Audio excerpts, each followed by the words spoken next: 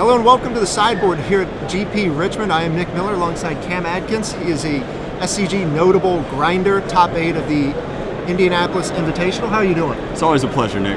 Now, the SCG Live viewers know you from the Open Series, but you're here rocking a innovative new twin list that you're calling Turbo Twin. Yeah, we call it Turbo Twin because there was a green Tarmogoyf version of the twin deck that came out, and they called that Tarmo Twin. Yes. Since we're running a 2 converted mana cost green card that isn't Tarmogoyf, we had to name it something else, so we sped it up. This is a spicy list. You're not using Scavenging Ooze or Tarmogoyf. You're using a little card from Theros block, Commune with the Gods. So I brought my draft chode with me today.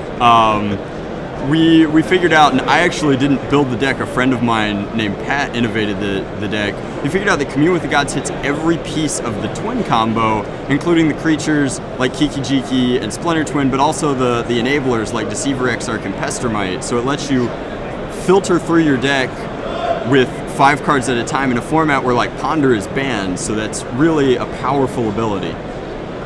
Getting to dig 5 cards deep for any of your combo pieces seems pretty good. Now another thing, you're using the green for the accelerants. You've got Birds of Paradise, Noble Hierarch here. Explain what the mana accelerants can do to this type of deck.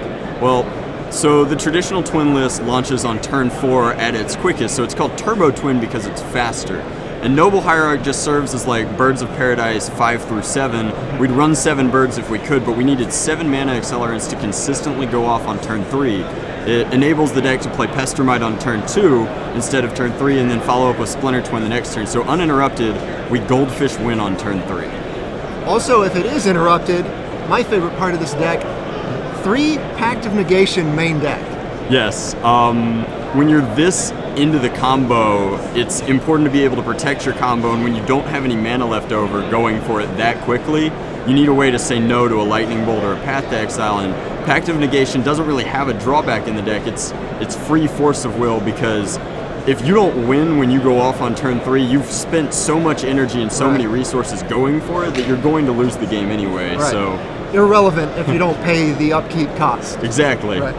Also, you're using Swan Song in the main deck. Talk about the uses you can use that for. Swan Song is just really powerful in the modern format right now. It just wrecks Living End because they go for it and they wind up with a 2/2 instead of their main deck strategy, and they don't run any protection. Right. So it's okay against combo decks. It's obviously great for protecting our combo. It's really good for that crucial Storm piece that they're going, that either is the one that they need to launch into going for it, or it's just a powerful card that counters everything. And when you're playing a deck as into the combo as this, the 2/2 is irrelevant, so it's a really powerful 1 mana counter spell. Yeah, that's what's so interesting, is you're no longer on the beatdown path of this deck. You are full force comboing out. Doesn't matter if you don't combo out, the rest of the cards don't matter anyway. Yes. So you're just pedal to the metal, just twinning out. Also, talk about your mana base. You've got Desolate Lighthouse and Firelit Thicket. Explain the uses for both cards, especially how good Firelit Thicket is for the disguise factor. Yes, so you don't have to play out your red mana in those early turns. If you have a Firelit Thicket, you can fetch for Stomping Grounds on turn 1, follow up with a Mana Dork. Everybody assumes that you're a zoo deck, probably Kibler's Big Zoo list. Right. Then they'll perhaps play in such a way that when you flash in your guy on turn 2, you can tap down their relevant mana source and leave them defenseless. And then they're like, well, what is he doing? And you come out with Firelit Thicket, turn your Stomping Grounds or your Breeding Pool, if you go that route, into 2 red, make Splinter Twin out of nowhere, and it can be very confusing. Desolate Lighthouse is a one-of, but it's really powerful card filtration, again in a format where card filtration is frowned upon, and it 1-for-1, so we looked at Faithless Looting, but we didn't like losing card advantage. So on the turn that you don't have to go for it, since you're not investing resources, it lets you kind of have a free dig spell, and it's really good. It was great in Standard back in Innistrad block, and then everyone forgot about it. Well, the main deck looks pretty solid. Talk about some of your sideboard choices, including Counterflux, Beast Within, and go in depth with Fire Spout. Okay, so the interesting sideboard choices like Echoing Truth and Beast Within are not very complicated at all. There are a lot of things that shut down the twin combo because it's so popular, so you need a way to deal with Poker Orb, you need a way to deal with Limvala. You don't necessarily have to destroy those things, you just have to get them off the battlefield.